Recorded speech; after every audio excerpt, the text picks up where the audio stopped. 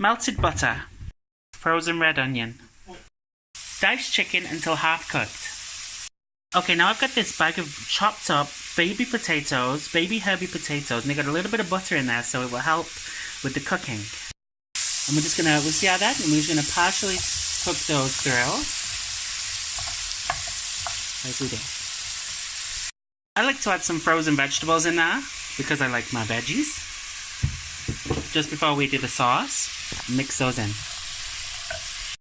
So this is the sauce I'm using today, and it comes with a spice packet as well. So I'll be putting this in and then adding the spice. So here's the spices, and it smells very potent. And I'm going to cook these in until everything is coated and then add the sauce.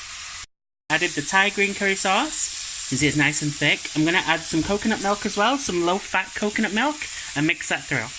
As you can see, this is all nicely in here now. I'm going to leave this for around about 15 minutes just to simmer, and then check it, and then probably do it for another 15.